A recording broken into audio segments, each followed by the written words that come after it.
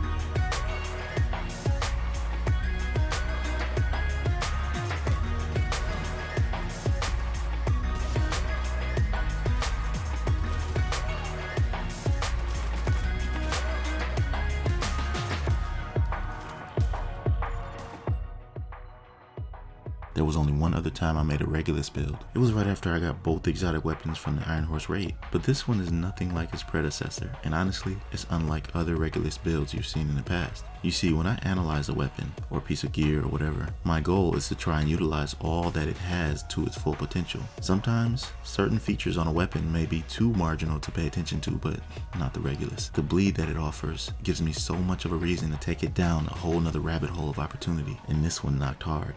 Now, of course, you and I both know that the explosion you get from Regulus's main talent is its bread and butter, but I'm about to show you how to continue on and get more damage along with the devastation it brings. So let's get into the build.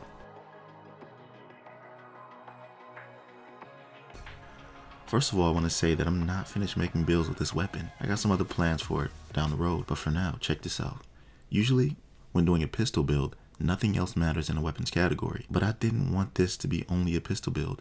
I love the Carbine 7 and can't think of a better primary for this setup. I've used this weapon in other builds as well, and every time it's been difficult to get it to drop with damage to targets out of cover. This one is awesome though, and there's a reason I have 𝐤𝐳𝐬𝐷 rolled on it, and I'm pretty sure you have a good idea about why I did that. I think using this weapon just feels better as far as handling and fire rate.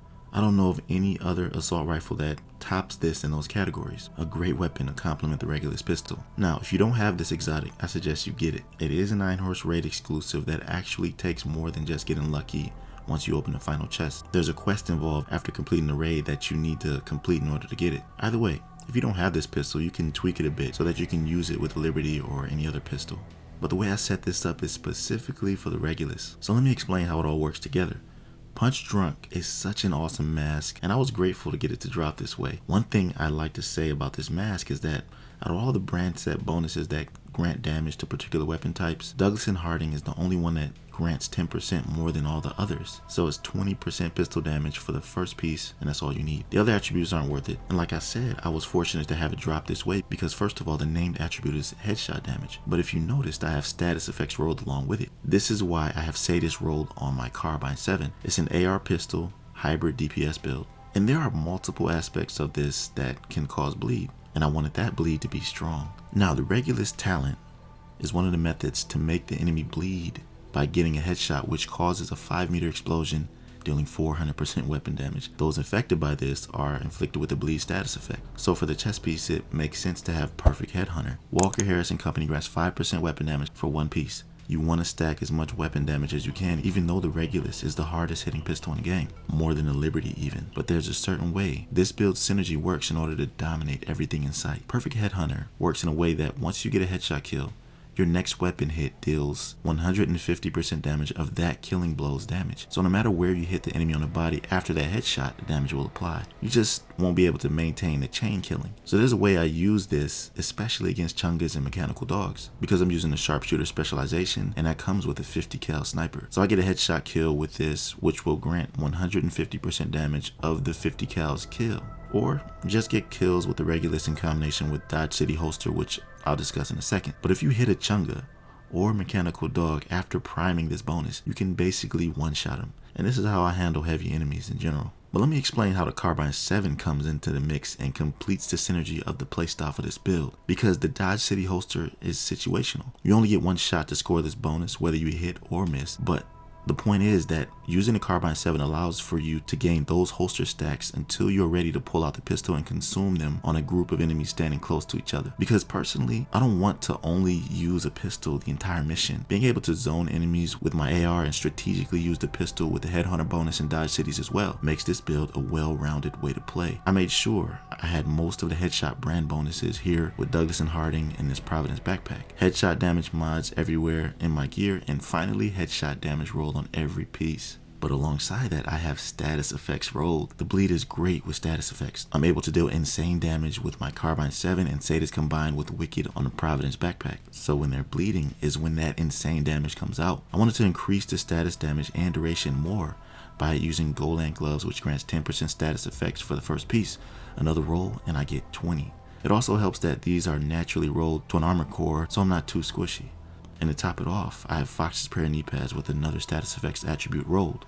Now for the skills, you should use whatever causes bleed. These are the ones I chose. They're personally the best two that I use for my playstyle. I really like the shrapnel trap. It helps me zone enemies and it causes bleed after the explosions. And the explosive seeker mine is the best out of the three if you ask me. Both have reasonable cooldowns for a DPS build, and all you need to do is throw these out and not even worry about maintaining them while fighting, so you're able to focus on the task at hand. Check out how much headshot damage I have here, and this isn't even with the bonuses everything gives you on this build.